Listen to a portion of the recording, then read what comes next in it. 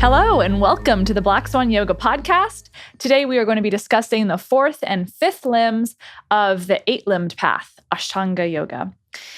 Fourth and fifth limbs are really, really magical practices that kind of serve as the bridge between being in your body, going about your day with limb 1, 2, and 3. You know, the asana connecting to your physical body, yama and niyama connecting to your mind and your emotions and how you relate into the world. And then this fourth and fifth limb really serve as this bridge just to start to develop your practices in a more spiritually inclined or more expansive consciousness way, this bridge to meditation and enlightenment. So the first limb we're going to discuss today is pranayama, which is the fourth limb. And prana is two words, prana and yama. So prana is most referred to as breath or vitality, energy, life force. And the ayama is about the ability to control that breath and that life force within you. Absolutely. And it's really neat. The fifth limb that we're going to talk about today is Pratyahara. And Pratyahara has, it's a different practice. It's not about breath control or anything like that. It's about being able to focus and let go of distractions from all the five senses that we kind of live by every single day. And it's often translated to sensory control or sensory withdrawal. Mm-hmm. So both of these two limbs are regularly seen as the ability to harness your life force, to harness or control or guide your prana, your chi, your energy in your body.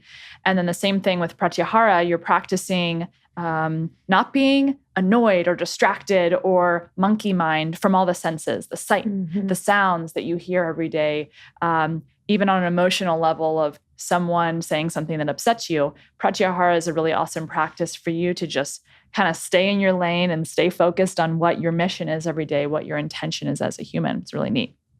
So I've been thinking about these two limbs a lot, and it's really interesting to me because I feel like as humans, in the past couple of episodes, we've talked a little bit about how we tend to have the need to control things and mm-hmm. understand things.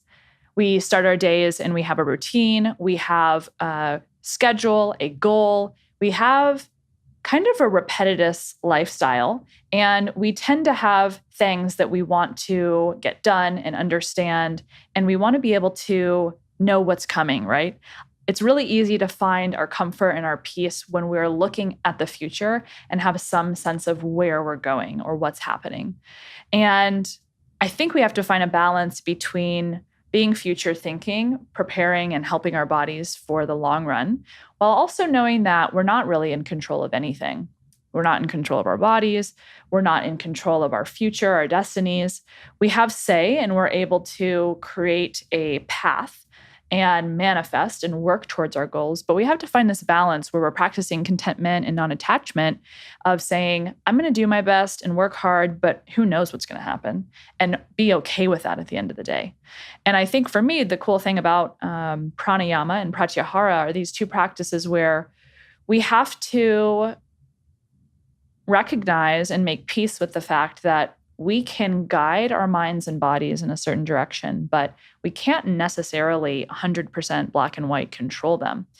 So for me, practicing pranayama and pratyahara are two powerful practices that come about after you've been practicing asana for a while, mm-hmm. or really putting yourself in the yoga mindset and practicing the yama and niyamas.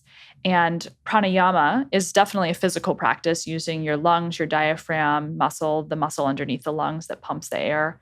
So it's a physical practice. And then pratyahara is more of an intangible gift that you get from all of your efforts. Mm-hmm. But both of these practices, are referred to or translated to as control a lot of times, of breath control or sensory control, controlling the five senses. And I think it's really neat that we have to realize we can find some sense of groundedness and control, quote unquote control, once we realize that we have to let go. And with pranayama specifically, it's finding expansion and infinity within some sort of structure and control. So it's finding that balance that we talked about in the asana episode, talking about finding the infinity within the finite. Yeah. And so with pranayama, it's interesting that it's after asana, because in asana, we are trying to control our breath as we move. So it's not like we're just hustling and bustling through the practice. We're just trying to create a slow, steady breath so that we can find the present moment and just taste a little bit more of what pranayama is really trying to expose us to, which is settling that monkey mind and bringing us back into the present moment. So typically pranayama, the practice of breathing, is done after yoga, the physical practice, because you have prepared your body, you've moved that energy, so then you can have more access to be able to sit down and to dive into that infinite space. And there's a lot of different styles of pranayama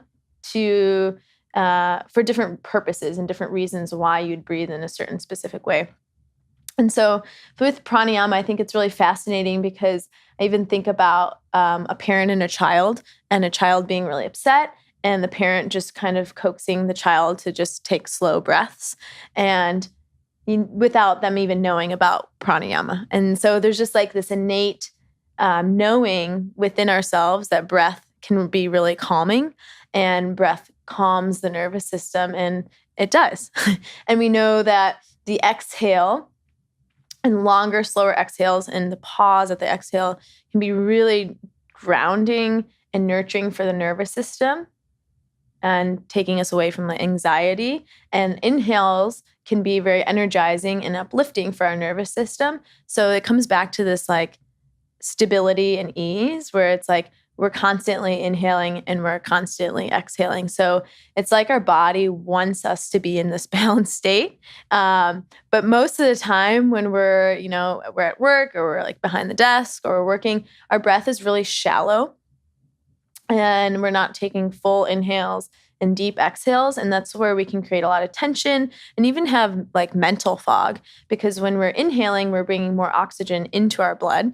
And when we're exhaling, we're releasing carbon dioxide. So when we're having slow rhythmic breaths, we're literally creating more an equilibrium within our bodies. So we're fit for fit for service, basically. We're able to engage with the world a little bit more proactively and a little bit with alertness, rather than just like going through life and having that like kind of fatigue.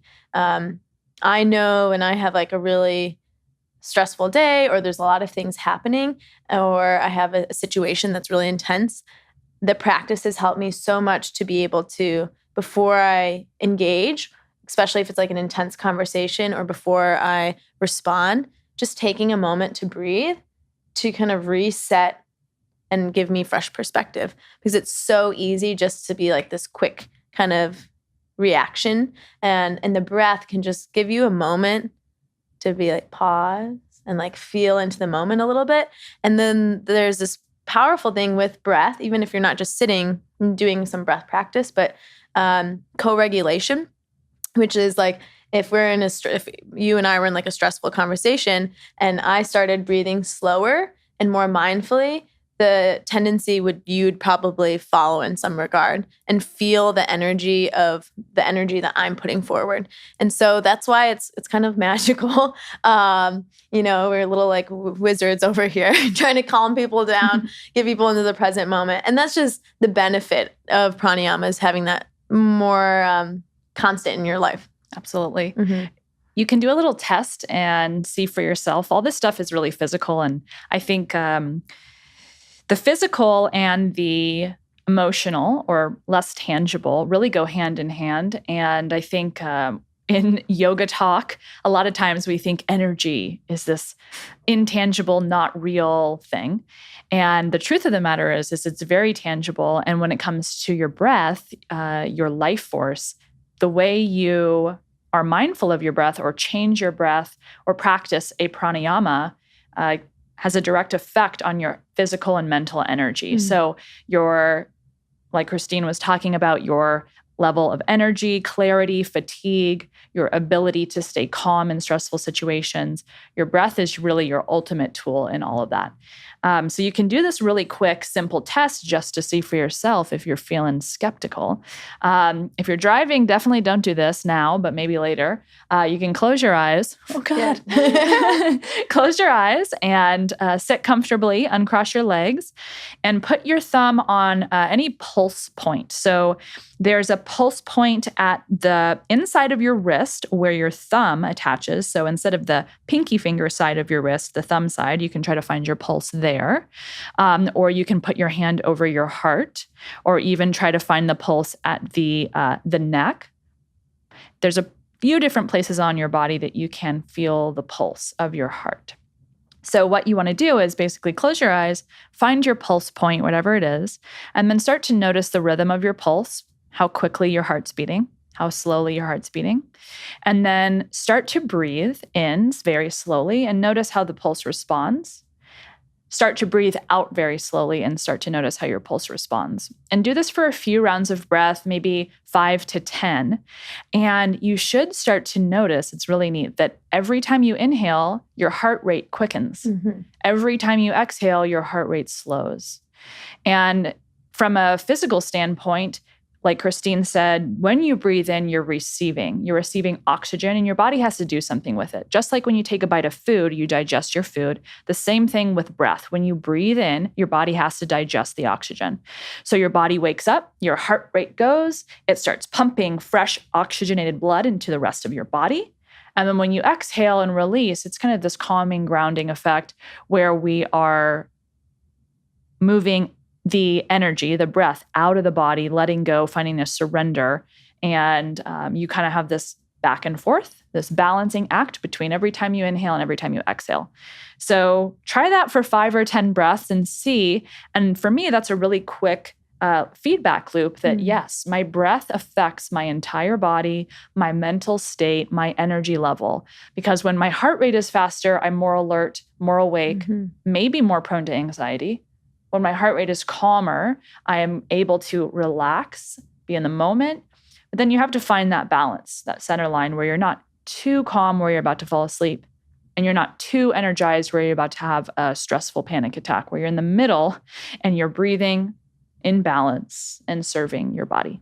Yeah, I think that's a beautiful exercise. Actually brings me back. I know we were talking about children's yoga yesterday, but I did this exercise with the kiddos that I've taught, little guys, and I would get them really riled up and their heartbeat going. And then I would have them come to the top of the mat and then just put their hands on their heart. I'm like, what's your heart doing? And they're like, oh, it's pumping real fast. I'm like, cool. Okay, let's take like 10 slow breaths. And then I'm like, what's it doing now? And they're like, it's slower. And So I'm like, cute. yeah, it's adorable.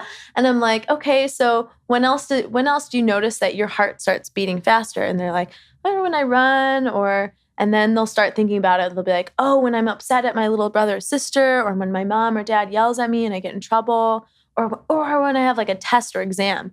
And I always like to think of children as really great teachers for us because they just think of things a lot more simply. And they started realizing, oh, like I can actually calm myself down utilizing my breath. And these guys are like 5 to 7 to 9 years old. And they're starting to understand this. And I'm like, okay, if we can get people that are that young to get this, that's, hopefully when they grow old and they're the leaders of our generation, that we'll be a little bit more grounded.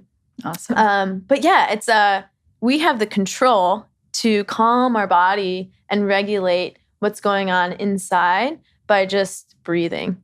And it's something that I think we easily take for granted and that we forget to do, is to actually like, oh, I can like take a slow inhale and really sit with it and like enjoy it, like fresh water, and then exhale and release.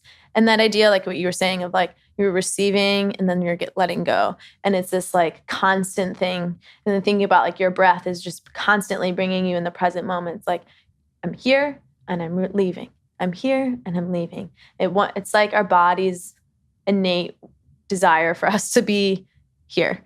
And it's so easy to be out in the future or back in the past. And so that's why pranayama is so powerful, is the actual pranayama of sitting and breathing with ourselves. There's a lot of different styles where you could breathe in for like 2 to 4 breaths, pause, exhale for 2 to 4, and then pause.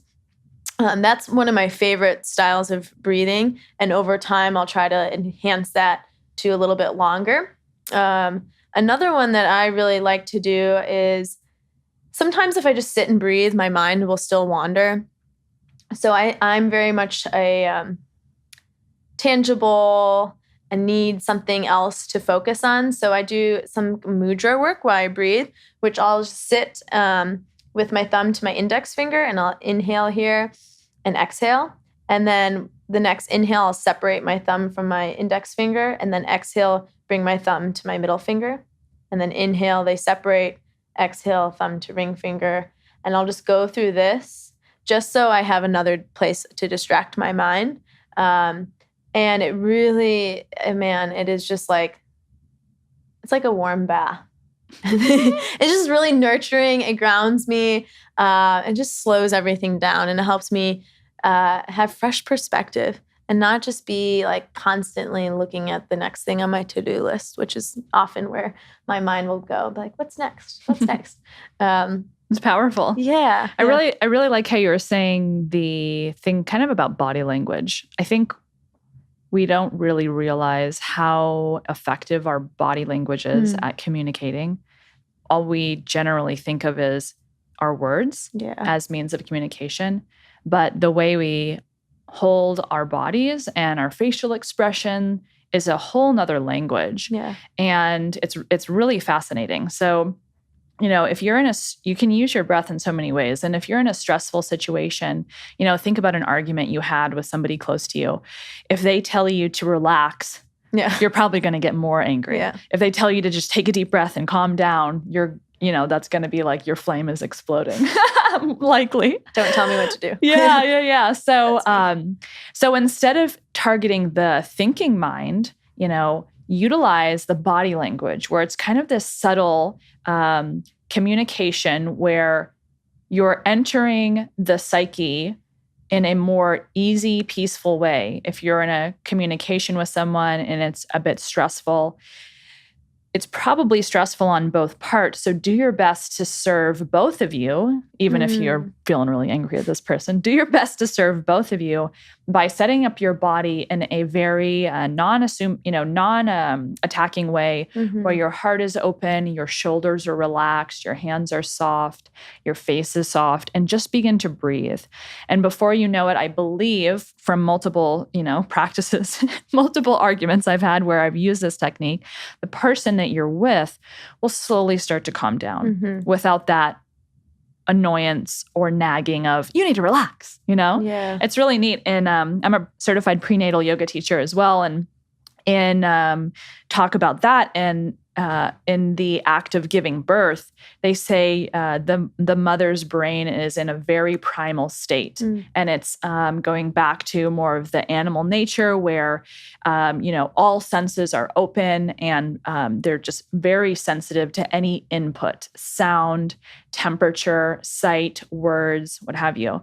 So in general, in that setting where, the animal part of the brain, the very primal nature of our existence is most present, that technique is really important as well. Instead of trying to, use your words, your thinking brain, your human brain, or, other part of your consciousness to say, breathe, relax, what have you. If you just breathe, it's more likely that the mother will pick up on that and copy that and, get into that more relaxed state, which is beneficial for everybody. So it's just really neat. I think body language is a very important thing, and your breath is truly a language. And body language and your breath, how you are holding your body and how you're breathing affects everyone around you, everyone you come into contact with. And that calming your energy, getting into the present moment, even if you don't realize it, will affect the people around you, and they will sense it and feel it. So do right by yourself so you can do right by other people. Yeah. And that's the beautiful thing about the practice of yoga is all these 8 limbs, yes, they are for ourselves to experience enlightenment or bliss. But it's also in the regard of helping uplift the collective. Like we're doing the work for ourselves in hopes to be in service of other people. And so I think that's why we also move into the quality of breath. Of there's so many different ways in which we can access it. And I think the last thing that I want to touch on is, the statistics of like insomnia and sleep disorders are increasing. So pranayama, like before you go to bed, is a really powerful tool to just really calm your mind, calm your nervous system. And so it can be really simple of just taking longer, slower exhales and just taking a moment or two to pause after it. And doing that even just for 3 to 5 minutes will be a huge benefit to let all that agitation of the day kind of wash away. Almost like, it's really nice at the end of a day to like take a shower. Like I love taking a shower in the evening, just like kind of an symbolism of like, okay, the day is done. I'll go to bed and I'll just like do some pranayama. And it's like, okay, I've cleansed my body. I'm cleaning my mind so that I can have a really restful sleep. So utilize your breath, try it, and just let us know, how it goes. Definitely. I think a great resource for breath work or helping you to sleep or relax can be any form of guided meditation or guided breath. Online on Black Swan Yoga, our website online where we have meditation classes, we have a few of them, bsy.tv. And there's also a million different things you can probably just search for, finding a breath count, finding a specific pranayama exercise for sleep, for relaxation, helping you to feel calm. There's so many resources at your fingertips. And if you are suffering or struggling with insomnia or sleep issues or just anxiety in general, then you have so many resources. And BSY TV is a great resource, but also any, simple Google search can help you find a lot of resources for yourself. Yeah. So the next part is Pratyahara, which is really cool. Yeah, one of my favorites. It's so wild. So the fifth, it's so wild. Wild yogis. Calm yogis. Yes, calm yogis in the moment. So Pratyahara, like we said a moment ago, is sensory withdrawal. Your 5 senses, all the things, the stimulus you receive every day to make sense of the world, to make decisions on where you're going next, what you're going to respond with. Practicing Pratyahara is a withdrawal of all of that. And the first step really to being able to be still, both in your mind and your body before you begin meditating. And like we talked about, this is kind of a bridge between the physical aspects of the asana, the pranayama, and the mental practices. Pratyahara is this bridge or this rite of passage, essentially, into the last 3 limbs, which are all about meditation. Can't wait to talk about those. Yeah. But Pratyahara is, it's often understood as something you have to practice and something you have to achieve or try to struggle to attain. But from my understanding, the truth of it is it's actually a gift to you once you've done your practice, you have set your mind up for success, you take so much good, loving care of your body and your mind, and you have the 4 limbs in your daily practice for a good amount of time. Pratyahara slowly starts to sneak in, maybe oftentimes without you even really noticing. It's not something that you can just practice for 5 or 10 minutes every day, get your reps in, and eventually you'll have some gains. Pratyahara is really a gift that you have no control over deciding when it's going to happen. And the same with meditation. You have to do the work and the effort of the first few limbs, and then it'll slowly float to you like a lily pad on the water floating to the shore. I don't know. Well, that's beautiful. I love that. Yeah. It's Pratyahara. Yeah, I would say it's definitely a gift that just kind of comes based on all that work. I found Pratyahara coming to me through the practice of restorative yoga was my biggest experience of it, which restorative yoga is very the opposite of the physical flowing breath vinyasa practices. It's sitting in or more or less lying down with props and blankets for longer periods of time, targeting to calm the nervous system. And in the beginning, when I was practicing this, I would be like, my mind would just be like, what's going on? When am I going to be done with this posture? And after several years, or, actually it happened pretty quickly for me, but after several sessions, I found myself every time just sinking into that deep relaxation a little bit more. And my mind wasn't like, what's that sound? Oh, I hear the clock. Oh, I hear a water bottle or something like that. And now it's, every time I get into it, it's like, I can still hear the sounds. Like I'll hear a dog barking or a car go by or, some sound in my house or what have you, or even like a phone going off. And I just am not as agitated by it. There's just, my mind doesn't crave to wonder where that sound is coming from and what's behind that sound. It's not like seeking it. I've learned how through all these practices to just not necessarily ignore it. I still hear it, but I'm just not drawn to it like I was before. And I'm just able to kind of release like, oh, I hear that. And that's it. And I just like sink into that relaxation. And I'm like, wow, to me, that is what really Pratyahara is like, oh, okay, we can go through life and we're not as drawn by desire. And that's the interesting part, because Pratyahara is like, we can either be drawn by like the flesh and the ego constantly like driving us through life. Like, I want that, I want that, I want this. Oh, I want that. Or we start finding this sense of like ease and like softness and surrender where we're like, oh, that would be nice, but I'm okay. Or like, oh, I see that, but I don't need to like constantly be seeking it. And so it's just it goes back almost to the idea of santosha, of like contentment, I think, of being like, I'm in this moment and I'm going to be here in this moment. And I don't need to just constantly want what I'm not having in this moment.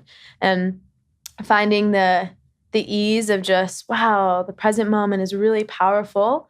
And it's hard like any other practice, but it comes from the practice of this like blessing of like, wow, you can be totally absorbed in the present moment and just feel this deep sensation of ease and that softness that we were talking about.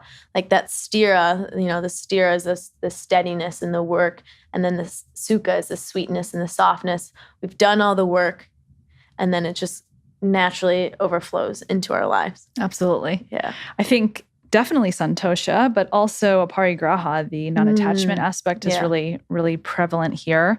And I've read a few of Pema Chodron's books. She's an American woman who led a normal life, was a wife, had children, had a career. And later in life, I think in her 50s or 60s, her and her husband got divorced and she reassessed her entire life and decided she was going to become a Buddhist monk. So she has this really great perspective as an American woman we can relate to, living in the Western world, but then diving into this really ancient world of Buddhism and, living this lifestyle of non-attachment. So in a lot of her books, she talks about just this really simple concept of the fact that we as humans are constantly oscillating between the things we love and the things we hate, the things we are attached to and the things that we are averted to and try to steer very clear away from. And basically this message in the practice of Buddhism, or what she's trying to share, is that, and it's really similar in yoga, is that we're trying to find the middle ground in this balance. So just like with every inhale and exhale, we're returning to that moment of pause in between where we're at a steady, balanced state. So that's something that for me, just becoming aware of the fact that we are constantly in kind of an oscillation between, oh, I really don't like that, or that sounds really scary, I'm not going to try that, or oh, what kind of food is that? I'm not trying that. That sounds weird. Or the opposite of like, I love this. This is my schedule. This is my routine. These are my people. This is who I am. This is what I do every day. And I'm not going to veer out of this kind of idea that I have for my life. So trying to find this middle ground where, of course, we can have things that we love and we have things that we don't prefer, but we're not so attached and we're not so averted, so agitated, or so obsessed that we couldn't survive without them, So it's really, really interesting. I think the breath work really leads into this practice of Pratyahara. And a few minutes ago, we were referencing that warm bath, that feeling of comfort and being held and feeling at ease. I truly think that the sensation or this experience of Pratyahara is much like that, that when you drop into this infinity you have within yourself to be in the present moment and to relax, it really feels so amazing. It's pure bliss. It feels so good. And you will know. You'll definitely know when you feel it. It's just so, so lovely. And it's kind of like for me, someone who definitely struggles with, going back and forth kind of between bouts of more anxiety and then bouts of depression, finding this or living in those spaces, anxiety and depression, my physical body, when I'm in that state, feels very rigid and very small. It feels finite and like limited. Yeah. I'm trying to search for the words. It's really interesting. But then when I get into this space of presence and happiness, and I feel healthy and joyous, and I can get into that space of Pratyahara where I'm at ease in the present moment, it feels like I have more physical space in my body, and not necessarily that I'm, bigger. It just feels freer. It feels like I can take a deeper breath and my entire body has infinity qualities like it rather than finite. It's very interesting. Yeah. Like lighter. You just feel like more spacious. The other day I was filming for Black Swan Yoga TV, and I was leaving, and I was turning onto a street, and it appeared that this woman was leaving space for me to enter the street. And I was like, wow, thank you. And I saw a stoplight ahead, and I was like, well, that's really nice. There's nowhere to go. And so I pull out in front of her, and lo and behold, I get two big birds and a screaming face. And I just kind of had a chuckle. I was like, that sucks. That, like, not for me. Like, it was fine for a moment. I was like, well, she better not get out of the car and come to my car and slam on the window. But I had this moment of like deep empathy for her. That's like, that's her response. And it's just like, just saw the human condition of like, just like the desire to react. And I just like put my hand on my heart, like gave her a little wave, like, I'm sorry. And I just didn't allow it to disturb me. I was like, I'm not going to let that rob my joy of like, maybe it was my mistake. I totally misunderstood the situation. But I think the practice of doing all this work has really allowed me to be like, oh, I see that situation happening. Like, that's not really that great, but I'm not going to be agitated by it. And I'm not going to allow it to destroy and disrupt my peace. And that's the thing that I love about the practice of yoga and the 8 limbs is like my peace has gotten stronger, and that it's not as easily like swayed. Obviously there'll be times where I'm, will ebb and flow, but I have the resiliency to come back to peace a lot quicker because of the practice and because of taking that time to do the work. And that it just seems that these works of the yamas and the niyamas and asana and pranayama are like laying this strong foundation so that you can actually receive the benefit of pratyahara, of like, oh, that like shitty things happen. And sometimes we do need to feel it and experience it. But other times it's like we have to have like a filter, a radar of like, is that significant enough to impact my peace? And, it's not like we're just like turning a cheek to everything that happens in life. It's just having that mindset of like, does this really require me to allow that to take away from my time, my present moment?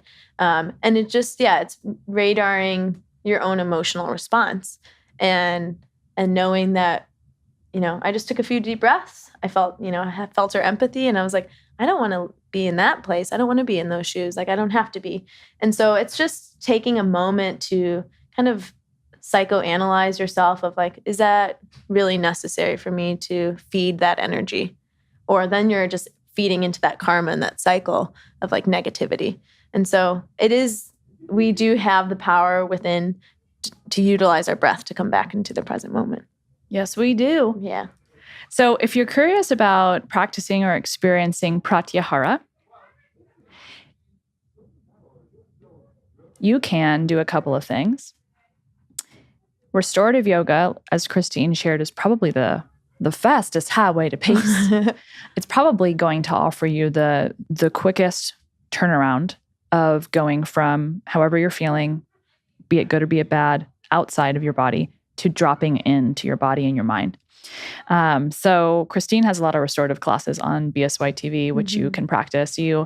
The classes are with props, but you can also just lay on your couch or use the pillows that you have lying around your house. Get creative with what you've got. And that practice can really help you to drop in. So if you're curious about experiencing Pratyahara, try restorative yoga. Try to drop in and really set yourself up for success with that. The 4 major pillars of restorative yoga that help you to experience this pratyahara of this tapping in, kind of diving into this inner well of that warm bath of So good. peace. So good. The four things that you need to have to help yourself to set yourself up for success is warmth. So if you have a blanket, or if you can adjust the temperature in your space where you're practicing, that's important. The darkness. So if you have the lights on, light is stimulating. Light is from the sun and or light bulbs is a symbol to your mind and body that it's time to wake up and get moving and do things. So turn off all the lights and close your eyes and let things be dark so you have less stimulus to your nervous system and your brain. And the next one is things to be quiet. It would be great if it was totally silent, but that's pretty much impossible. So unless you have earplugs or if you're in a deprivation tank or something like that, you can just try to shut the door, turn off the music, try to make things quiet as much as you can. Turn your phone on airplane. Oh, yeah. Turn your phone on silent or airplane. Yeah. And then lastly, it's stillness. So to me, restorative yoga can take time for you to drop in and relax. If you're not able to relax easily, it's not that it can never happen for you. You just have to practice. And the last pillar, stillness, is really about trust in my mind. Getting into the shape and, feeling balanced with your arms and your legs and feeling comfortable. But then making a decision to stop fidgeting, to stop feeling like you have to perfect your, alignment in Shavasana or in your restorative pose, and just relax. And even though your body might want to fidget and you might want to adjust and you want to open your eyes and make sure everything's okay, just trust. Carve out time for yourself to do this for 20 minutes, maybe a little bit longer if you're taking one of the classes, and just trust the process and trust that your body will respond. It's truly like clockwork. It's magic. If you practice it, you will be able to relax and train your mind to be quiet and train your body to respond more quickly to sleep or stillness or shavasana in your regular asana practice. So if you can carve out 20 minutes for a shavasana every day, that's a great way to practice restorative. You don't need any props. They will be definitely very helpful, but you can just do it with your body if that's all you've got. And just really be in the present moment physically, and eventually notice how your body changes, your mind changes to drop into the moment. So this week, for some homework for this episode, I'd like to encourage you to be mindful of your breath in relation to pranayama. Remember that you have the power to control the way you think about things, and you have the power to direct your mind and your body to however you want to feel. So have a plan ready, have your tool set ready in times of needed maintenance. Take a moment to think about things in your life that regularly stress you out. Maybe it's a work situation, a relationship, maybe it's going to work out, or anything that makes you feel a little uneasy. Just think about them because they're likely to repeat. And then have this really quick and easy, readily available tool for yourself to combat that anxiety or stress that you may feel by having a breath practice. And really simply, just decide you're going to take 10 very deep breaths. Let's say you're in a meeting and you're stressed out and you're listening to people, or you're about to give a presentation, you're about to have to speak or, communicate with someone else, or if you're in traffic, anything that really bothers you. The moment you notice you're bothered, start your breathing through your nose, very slow, deep breaths, as long inhales and as long exhales as you can. If you're able to, try to take that little pause between every inhale and exhale, and then try to relax your body as you do it. Open your heart and remember that power of body language. And do some restorative yoga. Try it out. Christine's classes will send you to blissful infinity, send you towards enlightenment. That is my hope. Thank you for listening. We'll be back soon. Happy breathing. Namaste. Namaste.